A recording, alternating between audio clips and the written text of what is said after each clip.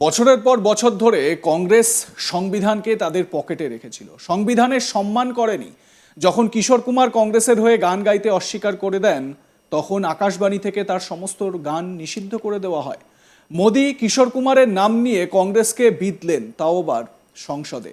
ভরা সভায় মোদির এই কথা চুপচাপ শুনল কংগ্রেস। বৃহস্পতিবার রাজ্যসভায় স্বভাবসিদ্ধ মেজাজে দেখা যায় প্রধানমন্ত্রী নরেন্দ্র মোদীকে। তিনি কংগ্রেসের প্রতি পরপর তোপ দাগেন। ভাষণ দিতে উঠে কংগ্রেস নেতা তথা প্রাক্তন প্রধানমন্ত্রী জওয়াহরলাল নেহরুর প্রসঙ্গ উত্থাপন করেন। উঠে আসে ভারতের জরুরি অবস্থা বা ইমার্জেন্সির প্রসঙ্গ, আর সেই সঙ্গে দেশের বিশিষ্ট তারকাদের নামও ওঠে মোদির মুখে। জনপ্রিয় তারকা ফিল্ম আর্টিস্ট দেব আনন্দ থেকে শুরু করে গায়ক কিশোর কুমার, অভিনেতা বলরাজ সাহানি, গায়িকা লতা মঙ্গেশকর এর ভাই হৃদয়নাথ মঙ্গেশকরের প্রসঙ্গ তুলে কংগ্রেসকে পরপর তোপ দাগেন তিনি বলেন, এই দেশ এমার্জেন্সির সময় দেখেছে সংবিধানকে স্পিরিট দমন, সংবিধানের যে স্পিরিট, সেই স্পিরিট দমন করা হয়েছিল, আর তা করা হয়েছিল ক্ষমতার জন্য। এমার্জেন্সির সময় দেব আনন্দের কাছে আর্জি জানানো হয়েছিল যাতে তিনি এমার্জেন্সি নিয়ে খোলাখুলি সমর্থন করেন। দেব আনন্দজি এমার্জেন্সি সমর্থন করেননি, এজন্য দূরদর্শনে দেব আনন্দের সব ফিল্মে নিষেধাজ্ঞা জারি করা হয়। সেই সঙ্গে বছরের পর বছর ধরে কংগ্রেস সংবিধানকে তাদের পকেটে রেখেছিল, সংবিধানের সম্মান করেনি। যখন কিশোর কুমার কংগ্রেসের হয়ে গান গাইতে অস্বীকার করে দেন, তখন আকাশবাণী থেকে তার সমস্ত গান নিষিদ্ধ করে দেওয়া হয়। ইমার্জেন্সির প্রসঙ্গ উত্থাপন করে কংগ্রেসকে আক্রমণ শানান প্রধানমন্ত্রী। শুনুন রাজ্যসভায় তার বক্তব্য।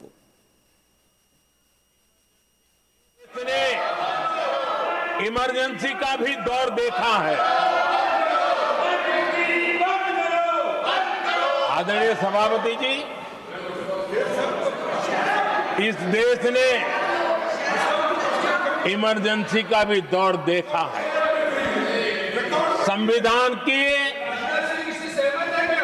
किस प्रकार से कुचला गया, संविधान के स्पिरिट को किस प्रकार से रौंदा गया, और वो भी सत्ता सुख के लिए किया गया, ये देश जानता है। और इमरजेंसी में प्रसिद्ध सिने कलाकार देवानंद जी से आग्रह किया गया कि वे इमरजेंसी का समर्थन करें पब्लिकली। देवानंद जी ने साफ साफ इमरजेंसी पर समर्थन करने से इनकार कर दिया, उन्होंने हिम्मत दिखाई। और इसलिए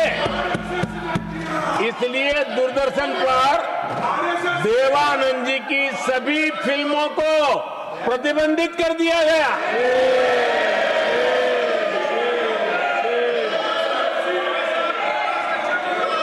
आदरणीय सभापति जी, ये संविधान की बातें करने वाले लोग, उन्होंने सालों से संविधान को अपने जेब में रखा है, उसी का एक परिणाम है। संविधान का सम्मान नहीं किया है। आदरणीय सभापति जी किशोर कुमार जी, उन्होंने कांग्रेस के लिए गाना गाने से मना किया। इस एक गुनाह के लिए आकाशवाणी पर किशोर कुमार के सभी गानों को प्रतिबंधित कर दिया गया।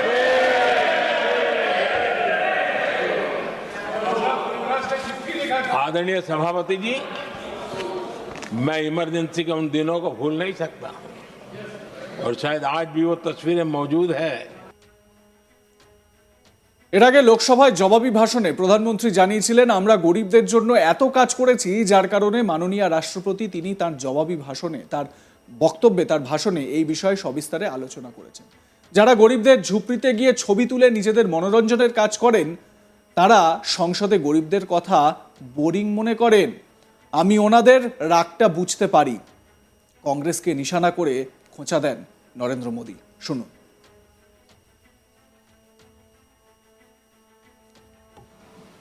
आदरणीय सभापति जी, हमने गरीबों के लिए इतना काम किया, और इसके कारण आदरणीय राष्ट्रपति जी ने अपने अभिभाषण में इसका विस्तार से वर्णन किया है। जो लोग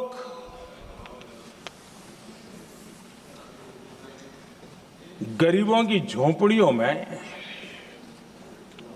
फोटो सेशन कराकर अपना मनोरंजन करते रहते हैं, उन्हें संसद में गरीबों की बात बोरिंग ही लगेगी।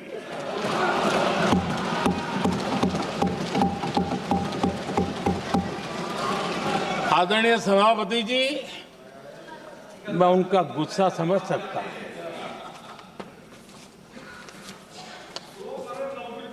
आदरणीय सभापति जी,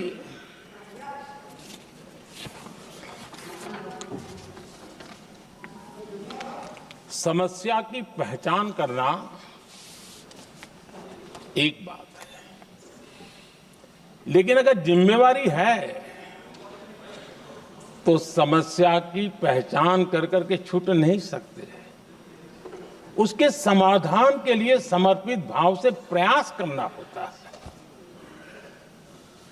हमने देखा है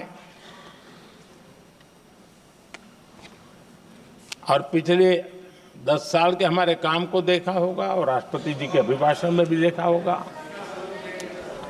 हमारा प्रयास समस्या की समाधान का रहता है और हम समर्पित भाव से प्रयास करते हैं।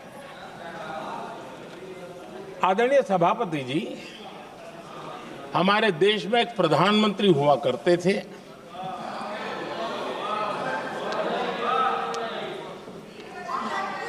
उनको मिस्टर क्लीन करने कहने की एक फैशन हो गई थी। उस प्रधानमंत्री जी को मिस्टर क्लीन कहने की फैशन हो गई थी। उन्होंने एक समस्या को पहचाना था और उन्होंने कहा था कि दिल्ली से 1 रुपया निकलता है तो गांव में 15 पैसा पहुंचता है। अब उस समय तो पंचायत से लेकर पार्लियामेंट तक एक ही पार्टी का राज था। पंचायत से पार्लियामेंट तक एक ही पार्टी का राज था और उस समय उन्होंने सार्वजनिक रूप से कहा था कि 1 रुपया निकलता है 15 पैसा पहुंचता है। बहुत गजब की हाथ सफाई थी। লাইক কমেন্ট শেয়ার করতে ভুলবেন না। দেখতে থাকুন আজ তাক বাংলা। সাবস্ক্রাইব করুন আমাদের ইউটিউব চ্যানেল।